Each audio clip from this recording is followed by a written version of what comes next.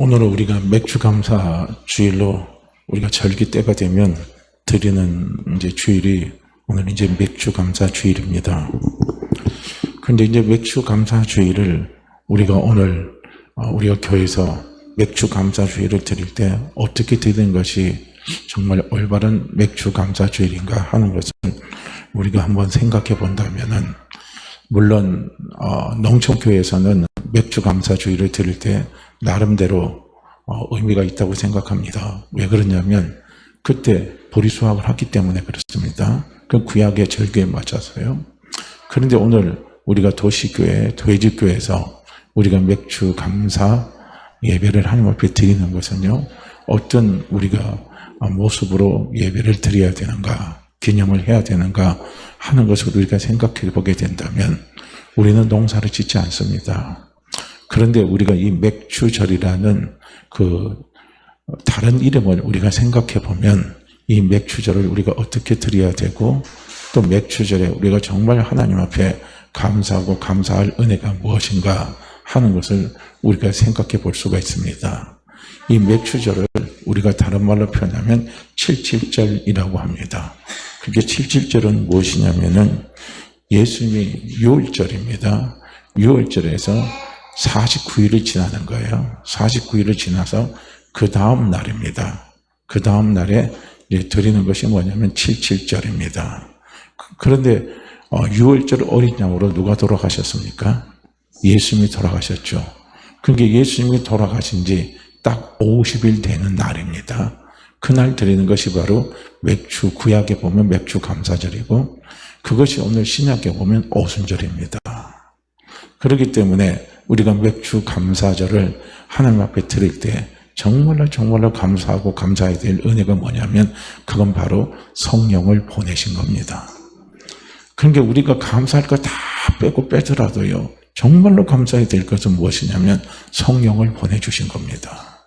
그래서 우리가 신앙생활하는 것은요, 내 힘으로 할 수가 없어요.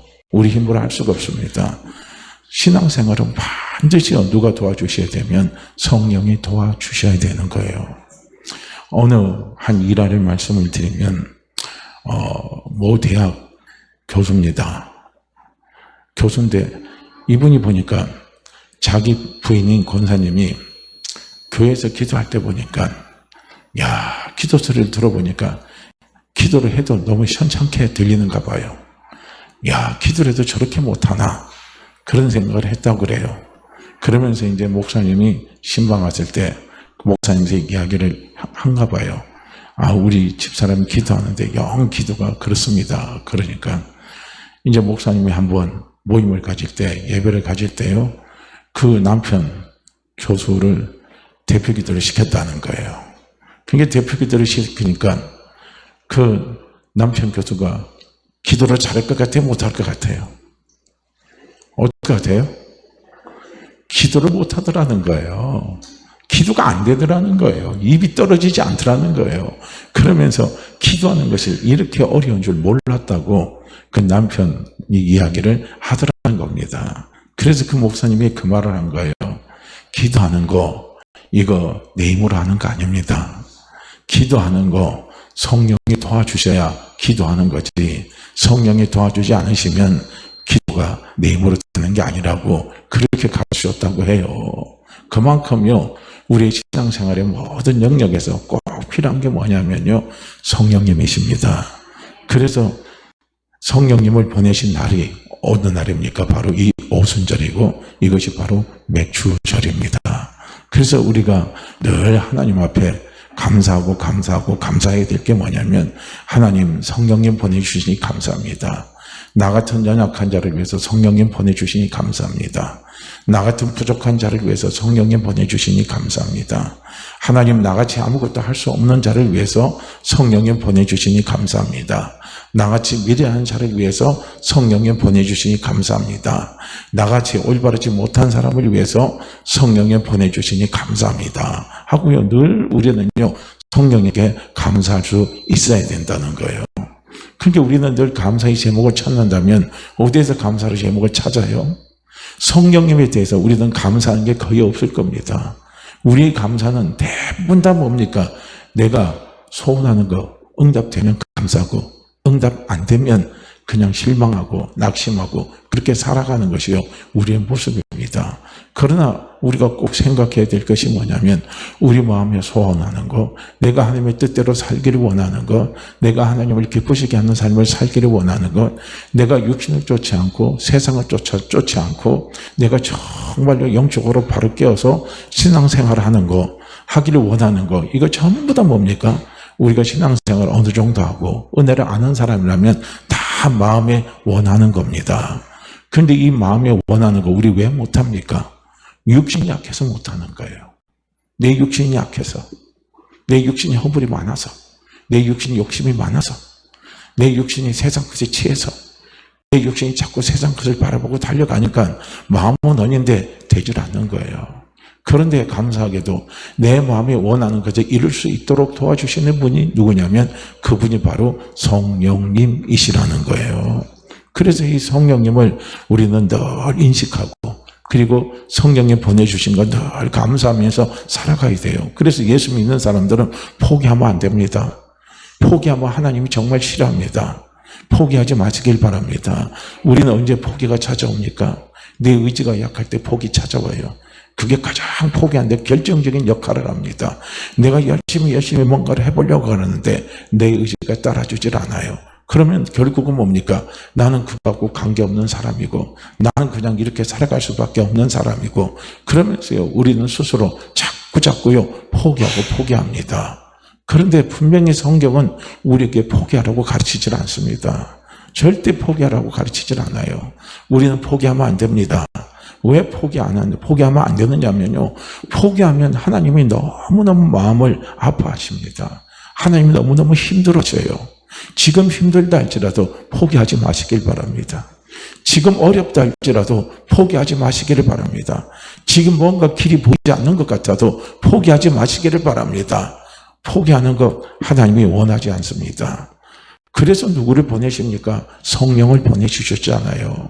그러니까요. 성령님을 의지하고 성령님의 도우심을 구하면서 달려나가면요. 우리는 포기하는 인생이 되지 않는다는 거예요. 자꾸 내가 포기하는 것은 내 육신이 약하니까 포기하는 거예요. 그러면서 왜 자꾸 내 육신이 약한 것을 자꾸 붙잡고 가냐 이거예요. 하나님은 내 육신이 약하니까 보혜사 성령님을 보내주신 거예요. 그래서 성령님이 우리와 함께 하시는 것이잖아요. 그런데 자꾸 우리는요, 나를 도와주는 어마어마한 분이 내 안에 계신데 왜 자꾸 우리는 그분을 바라보지 못하느냐 이거죠.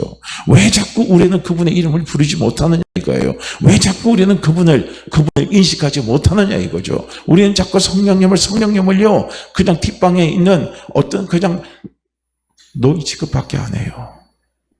그러니까 성령님을 우리는 전혀 찾으려고 하지 않는 것이요. 어떻게 보면 우리의 삶의 현실이라고 우리는 볼 수가 있습니다. 분명히 우리는 기억해야 됩니다. 내 가정에 부흥이 일어나고요. 내 사업에 부흥이 일어나고요. 내 직장에 부흥이 일어나고요. 우리 교회에 부흥이 일어나고요. 우리나라에 부흥이 일어나는 놀라운 힘은 다 어디서 오냐면 성령님이 역사하셔야 됩니다. 성령님을 자꾸 찾고 성령님을 자꾸 찾고 성령님을 자꾸 부를 때 놀라운 부흥의 역사가 일어납니다. 내 자녀가 안 됩니까? 성령님의 이름을 부르세요. 내 가정이 자꾸요 뭔가 막 평지풍파가 일어납니까?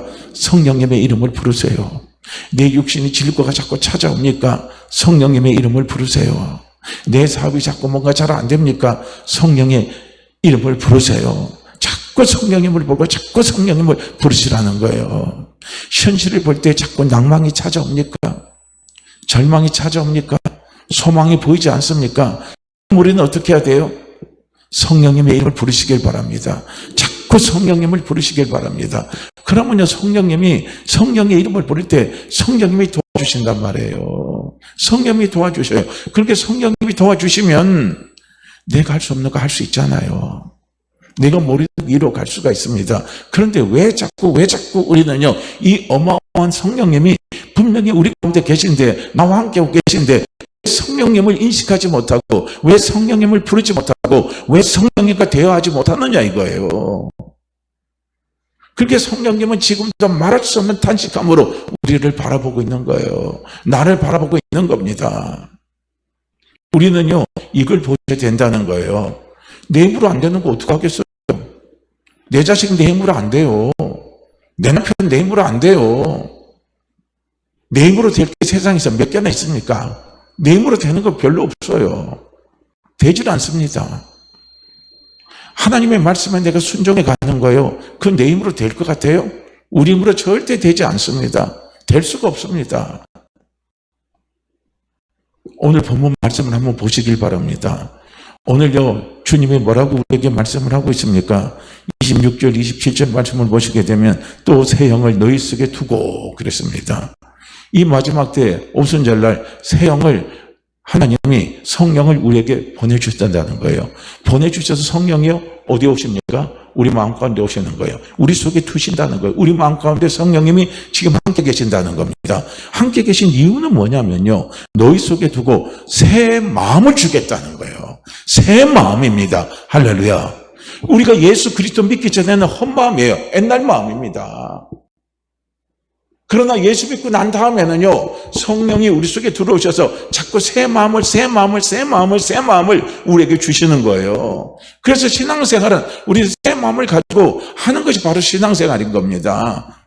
이게요, 옛날 구마음입니다. 옛날 예수 믿기 전에 가지는 마음입니다. 이 마음은요, 사람의 마음이에요. 인간의 마음입니다. 그건 사단이 주는 마음이에요. 그렇지만 예수 믿고 난 다음에 성령이 우리 속에 들어오셔서 주시는 새 마음은 어떤 마음이냐면 그 마음은 바로 하나님의 마음이란 말이에요. 그 마음은 바로 아버지의 마음이라는 겁니다. 새 마음을 주셨다 그랬어요. 새 마음. 그러니까 우리는 그 새 마음을 자꾸요 성령께 사모해야 된다는 거예요. 새 마음을 준다는 겁니다. 그래서 새 마음이 오면 어떤 변화 역사가 일어나자면 굳은 마음이 부드러운 마음으로 바뀐다는 거예요. 굳은 마음. 이게 부드러운 마음으로 바뀌는 거예요. 자, 한번 보세요. 굳은 마음이 어떤 마음이 굳은 마음입니까? 마음이 굳은 사람 딱 보면요. 마음이 굳은 사람 어떤 사람입니까? 마음이 다친 사람이에요. 마음이 다친 사람의 얼굴 표정 보시죠. 얼굴 표정이 다 굳어 있어요. 그리고 마음이 다친 사람과 이야기하면요, 그 사람이 입술 속에서 나온 소리가 전부 어떤 소리가 나옵니까? 내 마음을 닫게 하는 소리가 나오게, 내 마음을 열게 하는 소리가 나옵니까? 그 사람과 만나서 이야기해보면요, 내 마음을 닫게 만들어요. 너무너무 가슴이 답답하고 대화가 안 통합니다. 왜 사람의 마음이 굳은 마음이 됐을까요? 우리가 생각해 보세요. 애들 태어날 때 손이 뽀송뽀송뽀송하고요. 너무너무 손이 부들부들합니다. 그래서 애기서 만지면요, 너무너무 기분이 좋잖아요. 그런데 어떻게 해요? 우리가 세월의 흔적이 남는 것은 무엇이에요? 몸에 굳은 살이 비키는 거예요. 굳은 살 만지면 딱딱합니다. 너무너무 딱딱해요. 그래서 그 굳은 살은요, 칼로 도려내도 그렇게 아프지 않습니다. 그런데 그 굳은 사람 무엇입니까? 전부 다 삶을 우리가 살아오면서요, 겪은, 어떻게 보면요, 삶의 고통의 흔적입니다. 삶의 상처의 흔적이요. 그게 전부 다 굳은 살이에요. 우리가 이 굳은 마음입니다. 하나님은 우리에게 처음부터요, 굳은 마음 주신 게 아니거든요. 굳은 마음은요, 마귀에게 속아서 이 세상 영이 다스리는 이 세상의 풍속을 쫓아서 이 세상 사람들과 우리가 어울려 살아가면서 우리가 받아왔던 모든 상처들이다. 그 상처들로 인해서요, 우리 속에 어떤 마음이 생기냐면 굳은 마음이 생긴 거예요. 그래서 굳은 마음은요, 자기 중심이 될 수밖에 없는 거예요. 나부터 살아야 된다는 거예요. 너는 둘째라는 거예요. 나부터 살아야 되고 내 거 먼저 챙겨야 되고 항상 나 중심으로 가는 게 이게 바로 굳은 마음이에요. 절대 하나님의 중심이 아닙니다. 나 중심이에요. 왜 그런 줄 아십니까? 이 굳은 마음은요, 왜냐하면 누가 나를 살려줄 사람이 없다는 거예요. 내 인생은 내게 책임져야 되고 내 생활은 내가 책임져야 되고 내 먹을 것은 내가 책임져야 된다는 거예요. 그래서 이 각박한 세상, 이 힘든 세상 살아가려면 뭡니까? 내가 강해져야 되고 내 거 먼저 챙겨야 된다는 거예요. 그렇기 때문에 누구도 나를 챙겨주지 않고 누구도 나를 도와주지 않는 것이 바로 이 세상 살아갈 때 우리가 받은 마음의 상처입니다. 그 상처 때문에 자꾸 생겨나는 것이 이게 바로 굳은 마음이에요. 그래서 사람들이 굳은 마음이 되면요, 일이 잘 풀리지 않아요. 안 풀리면 결국은 누구 탓합니까? 세상 탓하잖아요. 부모 탓하잖아요. 자기 탓하는 사람 별로 없습니다. 전부 남의 탓하는 거예요. 남의 탓하는 거 그거 틀린 거 절대 아니거든요. 맞는 말이에요. 그렇지만 그 탓한다고 문제가 해결되는 게 아니라는 거예요. 탓하다가 그 사람은 결국은 뭡니까? 나도 죽고 남도 죽고 다 죽이게 만들어버리는 것이 이게 바로요 굳은 마음입니다. 그래서 이 굳은 마음 속에 역사하는 게 어떤 영이 역사하는 줄 아십니까? 그게 바로 마귀가 역사하는 거예요. 그것이 바로 귀신이 역사하는 겁니다. 그래서 굳은 마음이 자꾸요 우리는 제져야 된다는 거예요. 굳은 마음이 자꾸 바뀌어져야 된다는 거예요. 딱딱한 마음이 자꾸 바뀌어져야 된다는 거예요. 바뀌어지게 하시는 분이 누구시냐면 그분이 바로 성령님이시라는 겁니다. 그래서 성령님이 우리의 마음을 어떤 마음으로 바꿔줘요? 부드러운 마음으로 바꿔주는 거예요. 아주 부드러운 마음으로. 이 부드러운 마음은요 은혜 받은 사람, 우리가 은혜를 받으면 마음이 부드럽게 변해야 돼요. 내가 저 사람한테 계속 상처를 받고 남한테 계속 상처를 받았어요. 요즘 유튜브 보면요 개에 대한 얘기가 나오더라고요. 개가요 사람에게 버림받고 주인에게 버림받으면요 개가 사람을 막 철저하게 이게 경계를 하더라고요. 사람애들 경계하고 근처도 오지 못하게 만들고 사람만 나타나면 막 도망갑니다. 그런 그 개가 어느 날 다른 사람을 만나가지고 그 사람 사랑을 받고 사랑을 자꾸 느끼게 되니까요 개가 변해지는 거예요. 마음이 열게 되고 소통이 되고 개끼리도 소통이 되고 하는 이런 것들이요 유튜브에 나오는 것을 저도 봤습니다. 굳은 마음에서 부드러운 마음으로 바뀌는 겁니다. 이 부드러운 마음은 어떻게 해서 부드러운 마음으로 바뀌겠습니까? 사랑을 알게 되고 은혜를 알게 되면 사람의 마음이 굳은 마음이 부드러운 마음으로 바뀌는 거예요. 그래서 사람이 부드러운 마음으로 바뀌면요 내 것 챙기지 않습니다. 남의 것을 생각해 주는 거예요. 남의 것을 생각해 줘요. 함께 살려고 합니다. 나만 살려고 하는 게 아니라는 거예요. 이게 부드러운 마음을 가진 사람의 특징입니다. 그래서 부드러운 마음을 가진 사람은 항상 마음에 뭐가 있습니까? 여유가 있어요. 마음에 항상 뭐가 있으면 평안이 있어요. 여유가 있고 평안이 있고 감사가 있고 기쁨이 있으니까요. 이 사람은요 크게 자기 욕심 부리지 않습니다. 그래서 우리가 자꾸 하나님의 은혜를 알고 하나님이 누구인지를 자꾸 알게 되면요 우리 마음이 부드러운 마음이 되는 거예요. 그래서 부드러운 마음이 되면 자꾸 내려놓는 겁니다. 뭘 내려놔요? 내 욕심을 내려놓는 거예요. 내 생각을 자꾸 내려놓는 거예요. 내 감정을 자꾸 내려놓는 겁니다. 이게 부드러운 마음 가진 사람의 특징입니다. 그래서 성령은 우리에게 굳은 마음을 부드러운 마음으로 바꿔주는 거예요. 그러니까 우리가 살아가다 보면요 그런 생각을 와, 난 내 성격이 왜 이렇게 고약해? 내가 봐도 내 마음이 너무너무 강팍하고 내 마음이 너무너무 못됐어. 못된 마음 갖고 못된 생각 갖고 못된 감정 갖고 그대로 살면 안 된다는 거예요. 우리가 그거 보는 거 좋은데 중요한 거 뭡니까? 치료할 약이 있어야 되는 거예요. 치료할 수 있는 능력을 우리는 받아야 되는 거예요. 아는 건 중요한데 아는 데서 그치는 게 아니에요. 그걸 치료를 해야 될 거 아닙니까? 치료를 해야죠. 그걸 치료하실 분이 누구십니까? 그분이 성령님이시라는 거예요. 그분이 성령님이셔요. 그래서 우리는 굳은 마음을 가지고 상처받은 마음을 가지고 우리가 성령의 이름을 부르는 거예요. 성령님, 성령님, 성령님, 성령님. 저는 누구 때문에 상처받은 마음이 있어요. 저는 누구 때문에 저는 힘든 마음이 있습니다. 저는 이것 때문에 살아가다 보니까 제 자신이 약해서 찾아오는 여러 가지 힘들고 고통스러운 마음이 있습니다. 그래서 제 마음이 너무너무 지금 강박합니다. 제 마음이 지금 너무너무 제 마음이요. 지금 초라합니다. 지금 제 마음이 너무너무 힘이 듭니다. 그래서 제가 다른 사람 볼 때, 다른 사람 대화할 때 제 성질이 자꾸 까칠해집니다. 어떻게 하면 좋겠습니까? 하고요. 우리가 그걸 놓고 성령님의 이름을 부르면서요. 우리가요, 자꾸요. 내 마음을 부드러운 마음으로 바꿔주세요. 내 굳은 마음을 부드러운 마음으로 바꿔주세요. 부드러운 마음으로 바꿔주세요. 자꾸 그분의 도움을 구하면서 기도하다 보면은요, 어느 날 성령이요. 하나님의 은혜를 알게 하시는 거예요. 알게 하셔서 굳은 우리의 마음을 부드러운 마음으로 성령이 바꿔주십니다. 그래서 우리가 부드러운 마음이 되면요, 포옹하는 마음이 되는 거예요. 이해하는 마음이 되는 거예요. 무엇을 통해서 포옹하고 무엇을 통해서 이해하게 하시냐면요, 예수님의 십자가의 사랑입니다. 예수님의 십자가의 사랑입니다. 그 사랑을 자꾸 알게 하시는 거예요. 그 사랑을 자꾸 깨닫게 하시는 거예요. 알게 하시고 깨닫게 하시고 그 사랑을 체험케 하심을 통해서요, 내 굳은 마음, 상처받은 마음, 내 아픈 마음을 부드러운 마음으로 다 어떻게 합니까? 변화시켜 주시는 거예요. 우리 몸에 상처가 나면요, 상처 껍데기가 딱딱해져요. 그런데 나중에 3살이 더 오면요, 그 부분이 부드럽게 바뀌어지는 거예요.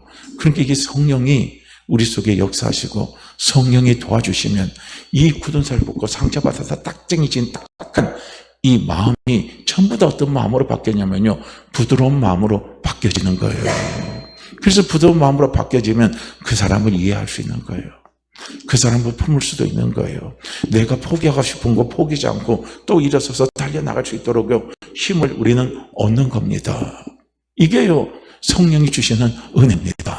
이게 성령이 주시는 놀라운 힘이에요. 그렇기 때문에 우리는요, 누구 이름을 불러야 되냐면 성령님의 이름을 부르시길 바랍니다. 자꾸 성령님을 인식하고 성령님의 이름을요, 우리는 자꾸요, 우리는 불러야 되는 거예요. 성령님은 자기 이름을 불러주시기를 원하고, 성령님은 자기를 기억하시기를 원하고, 성령님은 우리가 자기에게 도움의 손을 내뻗는 걸요, 성령님은 너무나 원하십니다. 우리가 성령님 그 자체 이름이 무엇입니까? 파라클레토스예요. 보혜사입니다. 도와주시는 분이에요. 나를 도와주시는 분이 있는데, 그러니까 그분은 우리가 자꾸 도움을 요청하면 그분의 마음이 얼마나 기쁘겠습니까? 그분의 마음이 얼마나 신이 나시겠습니까? 그런데요, 그분이 나를 넘어지듯 그분의 도움을 하나도 구하지 않아요. 그러면요, 그분의 마음이 아프신 거예요. 그분의 마음이 힘이 든 거예요. 그러니까 우리는요, 자꾸 성령님을 인정하시길 바라요. 자꾸 성령님의 도우심을 구하시길 바랍니다. 안 될수록 자꾸 성령님의 이름을요, 구하세요. 성령님께 자꾸 도움을 구하시라는 거예요. 안 될수록 더 구하세요. 그럼 마침내 안 되는 것이 되게 하시는 놀라운 기적이 분명히 일어납니다. 그래서 부드러운 마음이 되게 하시고요. 그리고 또 오늘 말씀을 또 보시게 되면 또 내 영을 너희 속에 두어 그랬거든요. 성령이 우리 가운데 오신 것은 무엇이냐면요, 내 율례를 행하게 하고 내 규례를 지켜 행할지라 그랬습니다. 율례나 규례라는 것은 다른 말로 하면 하나님의 말씀이에요. 하나님의 말씀입니다.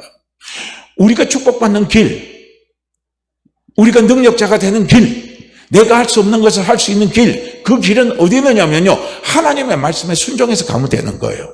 말씀에 순종하면 지킬지라는 것은 순종하라는 거예요. 순종하면 되는 거예요. 근데 순종이 쉬울 것 같잖아요.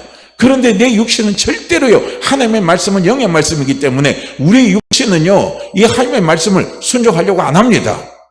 그런데 성령님의 도우심을 구하고 달려나가면 성령님은 우리라이금요, 하나님의 말씀에 순종하게 한다는 거예요. 하나님 우리에게 복 주시기를 원합니다. 우리가 정말 잘 되시기를 원해요. 우리의 사업이 번창하시기를 원합니다. 우리가 천국에서 큰 복 받기를 원해요. 이것이요, 하나님의 마음입니다. 그런데 그 하나님의 마음을요, 우리가 이룰 수 있는 비결이 어디 있냐면은 그냥 순종만 해주면 되는 거예요. 순종입니다. 순종하면 하나님이 책임져 주시는 거예요. 근데 순종하지 않으면 책임을 하나님은 못 주시는 거예요. 그래서 순종하라는 거예요. 이거는 뭐 천국 가느냐 안 가느냐 하고 차원은 달라요. 천국 가는 건 무조건 예수 그리스도 믿으면 천국 갑니다. 그러나 무엇입니까? 하늘의 상급과 이 땅의 복을 누리는 것은요, 순종에 달려있는 거예요. 순종입니다. 순종. 하나님은 순종하기를 원하는 거예요. 그래서 우리로 하여금 하나님의 말씀에 순종해서 하나님의 말씀에 붙들려서 살아갈 수 있도록 도와주시는 분이 누구냐면요, 그분이 성령님이시라는 거예요. 그래서 나는 왜 하나님의 말씀을 못 붙들을까? 나는 왜 힘들고 어려울 때 왜 자꾸 사람 생각만 나고 자꾸 내 감정에 사로잡히고 다른 사람의 도움을 자꾸 구하려고 그러고 사람의 소리에 힘을 자꾸 키우려고 하는가? 우리는 알잖아요. 근데 답을 또 찾아야죠. 우리는 어렵고 힘들 때일수록요, 하나님의 말씀에 귀를 기울여야 된다는 거예요. 하나님의 말씀에 붙잡혀야 된다는 거예요. 말씀에 붙잡히는 거예요. 이게요. 근데 말씀에 붙잡히지 않으면요, 살아날 수가 없는 거예요. 한번 보세요. 이스라엘 백성들이요, 애굽에 있을 때는요, 뭘로 먹고 살았습니까? 양식 갖고 먹고 살았어요. 그죠? 애굽 왕이 주는 배급 갖고 먹고 살았어요. 근데 이스라엘 백성들이 광야에 나왔을 때 뭘로 먹고 살았어요? 이스라엘 백성들이 뭘로 먹고 살았습니까? 광야로 나왔을 때는요, 예? 만나 메추라기인데 만나 메추라기가 어디서 나왔어요? 어디서 나왔습니까? 하나님의 말씀이에요. 광야에서는 말씀으로 먹고 사는 거예요. 애굽에서는 뭘로 먹고 사는 겁니까? 육의 양식으로 먹고 사는 거예요. 오늘 우리는 달라져야 된다는 거예요. 오늘 예수 그리스도를 믿는 우리는요, 어디입니까?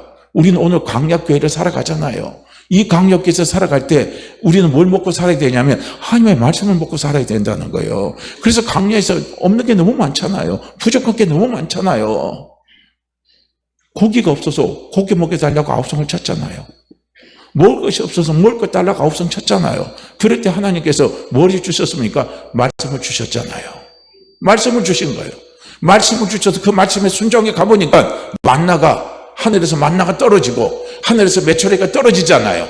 그래서 메추라기나 만나 이거 떨어지면 어떻게 해서 하나님이 하루 먹을 것만 챙겼다고 그랬는데 이틀 3일째 사람들은 또 챙기잖아요. 그러니까 이틀 3일 챙긴 거 전부 다 뭐합니까? 썩어서 없어져서 다 사라져버리잖아요.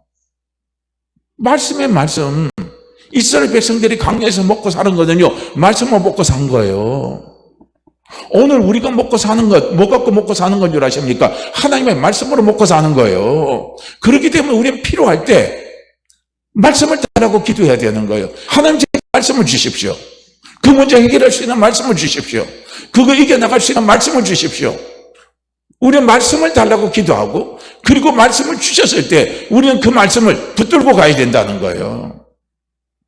그 말씀을 붙들고 순종해서 달려가면요, 말씀이요, 우리에게 열매를 주시는 거예요. 그 문제에 대한 열매, 그에 대한 열매, 그 열매를 말씀이 우리에게 가다 주시고 보다 주신다는 거예요. 이걸 우리는요, 볼 수 있어야 된다는 거예요. 그런데 우리는 자꾸요, 우리는요, 말씀을 안 먹으려고 그래요. 말씀을 안 붙들려고 그래요. 말씀에 순종을 안 하려고 그럽니다. 안 해요. 말씀은 말씀이고 삶은 삶이다 이거예요. 문제는 문제고 말씀은 말씀이다. 말씀은 언제 필요하느냐? 교회에서 예배 드릴 때만 말씀 필요한 거예요. 다른 데는 말씀이 다 필요 없는 거예요.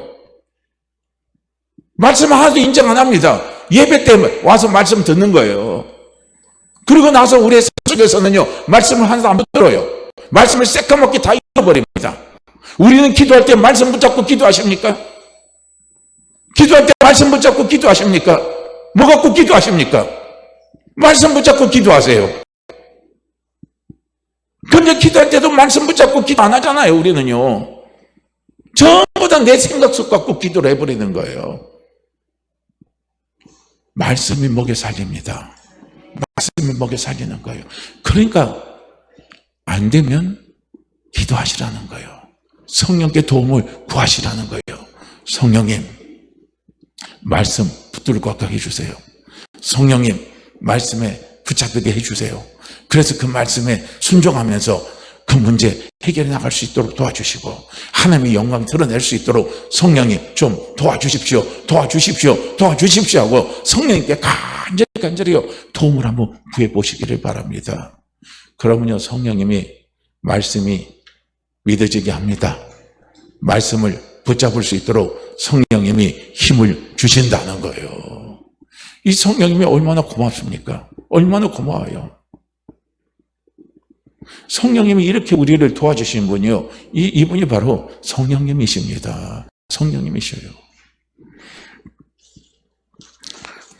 성령님은요, 자꾸 우리에게 뭐 하십니까?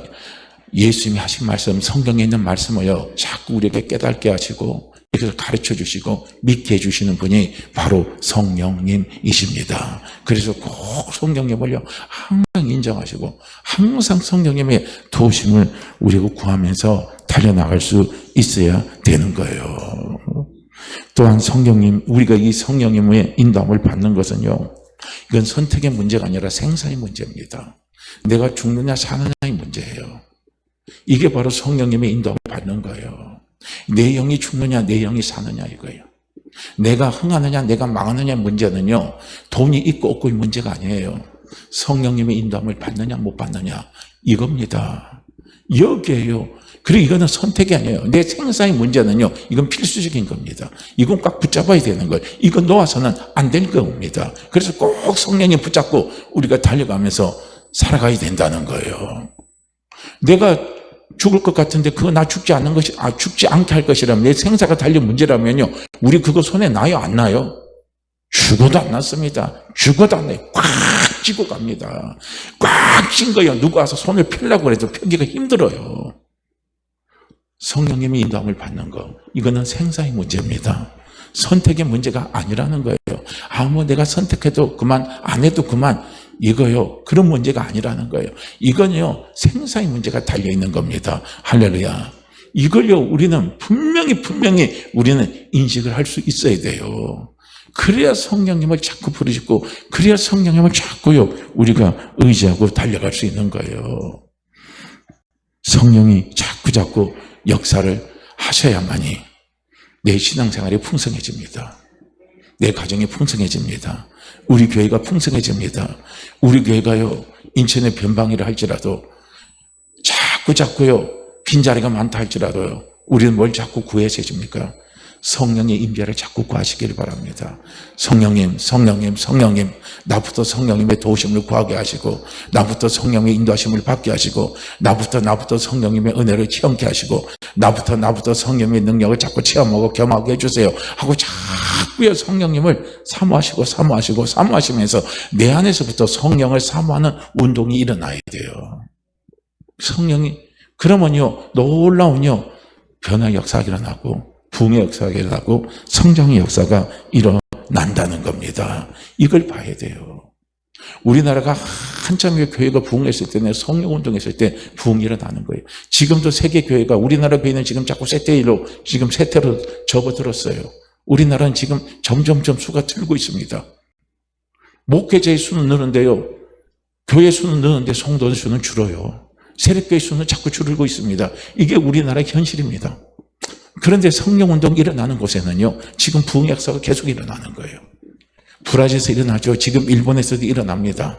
대만에서도 일어납니다. 지금 놀랍게요, 지금 성령운동 하는 곳에는요, 다시금요, 교회가 회복되고, 교회가 살아고, 교회가 움직이는 놀라운 역사가 일어납니다. 교회가 성장된다는 건 뭘 의미한 줄 아십니까? 내 가정이 잘 된다는 거예요. 교회가 성장된다는 것은요, 그 나라가 잘 된다는 거예요. 교회가 성장된다는 것은 내 모든 일이 자꾸 풀려간다는 거예요. 근데 교회가 성장되지 못하고 교회가 자꾸 죽어가게 되면요, 문제가 어려워지는 거예요.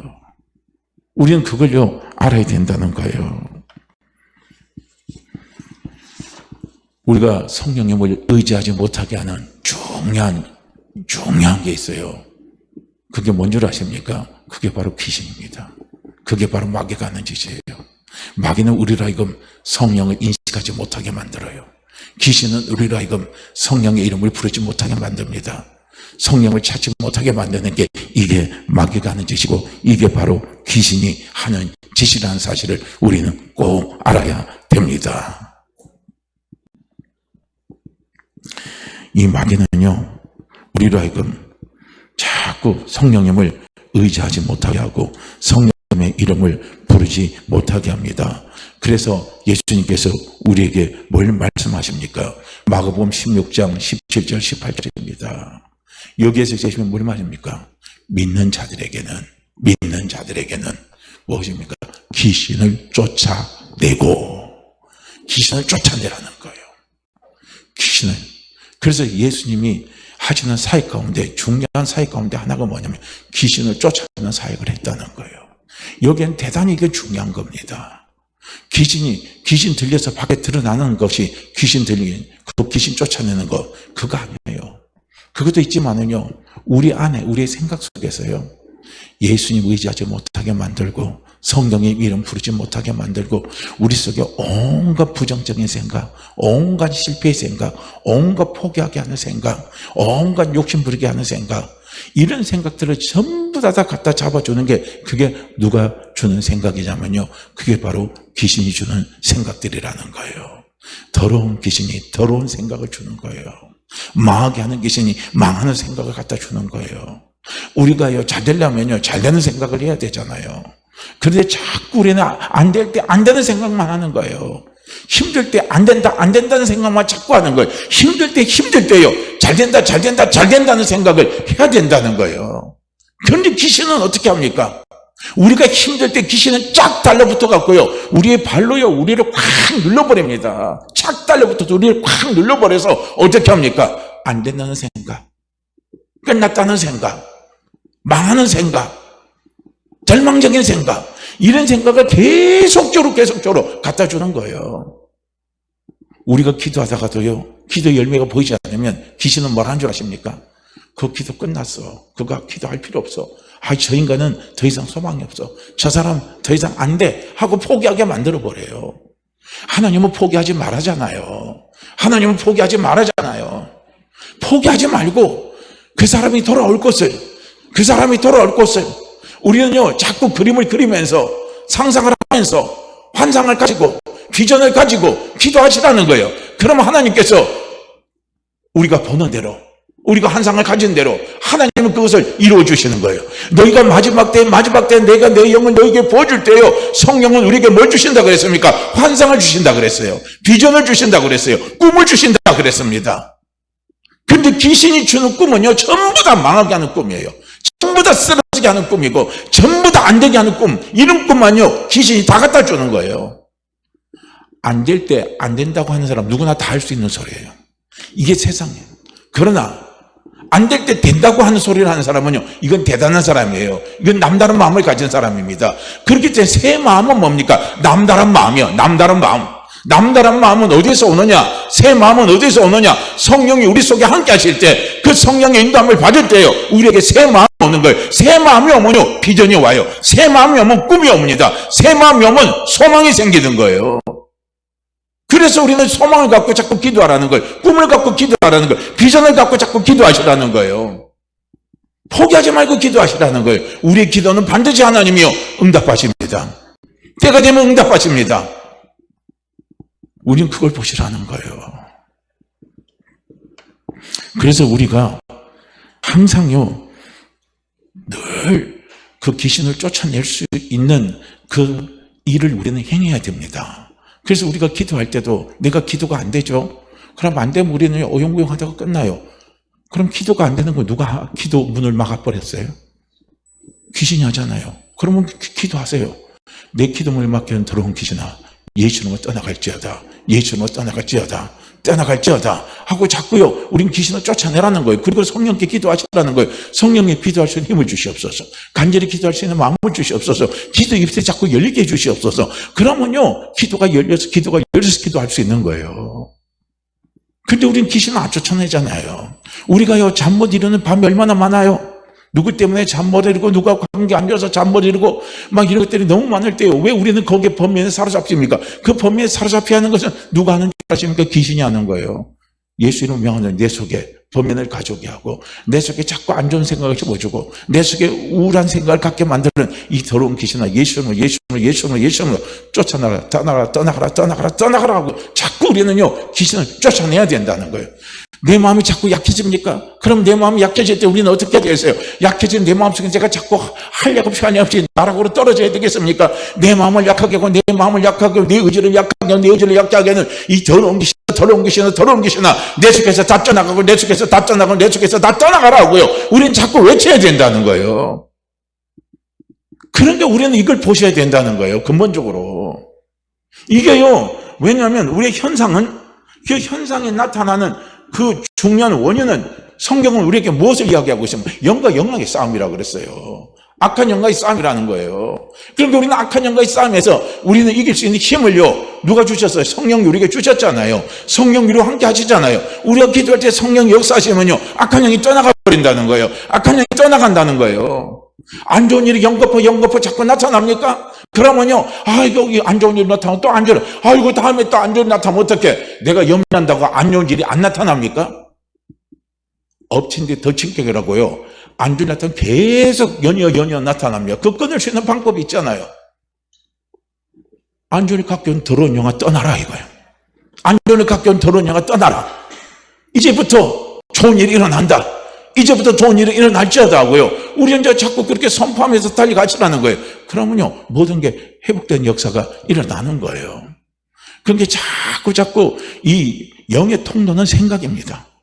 귀신의 통로도 생각에서 일어나는 거고 성령도 생각을 통해서요 우리 속에 역사하시는 거예요. 그렇게 생각이 그만큼 중요하다. 지금 내가 어떤 생각을 갖고 있느냐, 지금 내가 어떤 감정에 얽매여 있느냐, 이걸 정확하게 우리는 구분하시라는 거예요. 구분해서 우리는 이게 귀신 역사다, 성령 주신 역사다, 구분하시라는 거예요. 그래서 귀신 주는 역사라면 받아들이지 말고 쫓아내버리시라는 거예요. 이해가 되십니까? 그래서 예수님이 하시는 사역에서요, 이 귀신 축사 사역이 상당히 크게 축사 사역을 하셨습니다. 근데 우리는 그걸요, 안 하는 거예요. 예수님 왜 축사 사역을 하셨겠습니까? 예수님 아시잖아요. 영적인 세계를 아시는 거예요. 영적인 우리를 아시니까 예수님께서 말씀하신 겁니다. 그러니까 우리는요, 성령님의 이름을 불러야 된다는 거예요. 그러니까 우리의 삶을 망가뜨리고 내 영을 망가뜨리고 내 삶을 망가뜨리는 모든 것은 누가 하는 짓이냐면 귀신이 하는 짓이고 사단 마귀가 하는 짓입니다. 그렇기 때문에 우리가 회복을 원한다면 자꾸 성령님의 이름을 부르고요, 그런 귀신들을 쫓아내보시라는 거예요. 이걸 우리는 할 수 있어야 된다는 겁니다. 또한 우리가 기도해야 될 것이, 또 우리가 성령님을 의지하면서 성령께서 우리에게 도우시는 놀라운 역사가 무엇이냐면요, 성령님은 우리 속에 있는 병을 고치는 일을 성령님은 행하십니다. 병을 고쳐주셔요. 그래서 예수님의 사역의 3분의 1이 뭔 줄 아십니까? 병 고치는 일을 하셨습니다. 병 고치는 일을 했어요. 치유 사역을 하셨다는 거예요. 그러니까 예수님은 그만큼요, 어떻게 하십니까? 우리가 병 걸리지 않고 건강하게 예수님은 살아가기를 원하신다는 거예요. 그래서 믿는 자들은 귀신을 쫓아내고 그 다음에 뭡니까? 병든 자를 고치는 역사가 일어나는 거예요. 병든 자에게 손을 얹어 나으리라, 이렇게 말씀을 하고 있습니다. 그렇기 때문에 우리가 병이 찾아오고 병든 자가 있을 때요, 우리는 계속적으로 어떻게 하면 병 낫기를 위해서 기도하시고 또 병을 낫게 해주시면 고백하고, 그리고요, 우리는 자꾸 그러면서 거기에서 우리는 무엇을 얻어야 되겠습니까? 치유 역사가 일어날 수 있기를 위해서요, 우리가 자꾸요, 병 낫기를 위해서 우리가 기도하고 기도해야 된다는 겁니다. 어느 교회 성도님 이야기 잠깐 드릴게요. 어느 교회 성도님 아들이 3살 때 귀에 가려진 혹이 생겼다고 합니다. 근데 그 혹이 점점 자라서 목까지 전이가 됐대요. 그래서 병원에 가서 알고 보니까 결핵성 임파선염이라고 그러더래요. 그래서 치료하고는 없고요, 지금 치료한다 할지라도 병이 더 진전되지 않게끔만 하는 역할이 근본적으로는 치료가 안 된다는 겁니다. 그리고 그 약을 계속 먹게 되면 아이의 성장이 이렇게 발육하는데, 자라는데 부작용이 생긴다는 거예요. 그러면서 의사가 평생 이 아이는 약을 먹어야 될 수도 있다, 이런 말을 하더라는 겁니다. 동시에 또 그 집에 또 어떤 문제가 있냐면 남편이 또 간질환으로 오랫동안 앓고 있었다는 거예요. 그러니까 이제 이분이 두려움이 사로잡히는 거예요. 이 잘못하면 자식도 잃고 남편도 잃게 생겼다는 이 두려움 속에 빠져가지고 불안 가운데 하루하루를 살아갔는데, 그런데 어느 교회 권사님 만나가지고 그래서 교회로 나오게 됐다는 거예요. 교회로 나오게 됐는데 그때 이제 병원에 와서 못 고치는 거였죠. 그러니까 우리 교회 오면 목사님이 이게 설교 때, 예배 때 말씀하시면 그 병 낫는다, 그렇게 이야기를 했는가 봐요. 그러니까 이제 이분이 와서 간절한 마음으로 예배 때 자기 아들 병이 있잖아요, 그 이야기가 목사님 입에서 나오기를 간절히 사모만 하면서 예배를 드렸는데 계속 부르는데 자기 아이 병 이름이 안 나오더라는 거예요. 근데 마지막 딱 가서 아이의 병이 나았습니다 하는 목사님의 말이 딱 예배 때 나오더라는 겁니다. 그게 예수님께서 고쳐주셨습니다 하고 그렇게 목사님 선포를 하더래요. 그래서 그 말을 듣는 순간에 이 엄마가 눈물을 툭툭 흘리면서 우리 아이, 그 아이가 바로 내 아이인데 드디어 이제 우리 아이의 병이 이제 나았구나 하고요, 예배를 마치자마자 아이의 귀를 치료해 줄 것을 확신하고요, 어떻게 합니까? 약값을 헌금으로 하나님 앞에 다 드려버렸대요. 그리고 투약도 전부 다 중지를 시켜버렸대요. 그리고 나니까요, 3개월 후에 깨끗하게 병이 전부 다 치유가 돼버렸다는 겁니다. 그리고 그 아이가 장가 가서요, 지금 손자까지 낳고 아이까지 낳아서 손자까지 자기에게 안겨다 줬다는 거예요. 놀라운 역사가 일어나는 거예요. 그러니까 우리가 왜 그러냐? 우리가 하나님 앞에 간절히 매달리고요, 마음을 열고 성령의 도우심을 구할 때요, 그때 성령께서 우리에게 뭘 주십니까? 믿음을 주시는 거예요. 그 주시는 믿음 붙잡고 달려가면요, 3개월 후에 이 아이가 병이 낫는 것처럼 우리의 문제가 해결되는 놀라운 역사가 일어나는 거예요. 그게 3개월이 될 수 있고 그 다음 달이 될 수 있고요. 그것은 시차적인 차이가 있습니다. 때의 차이가 있어요. 그러나 중요한 것은 무엇입니까? 성령이 우리에게 주신 확신이 있으면 그건 반드시 해결된다는 겁니다. 또 하나 제가 말씀을 드리고 이제 예배를 마칠게요. 또 하나는 어떤 부분이 있냐면요, 우리가 기도할 때, 성령의 도우심을 구할 때요, 성령이 우리에게 임하면요, 환상을 주고 꿈을 주고 비전을 준다고 그랬어요.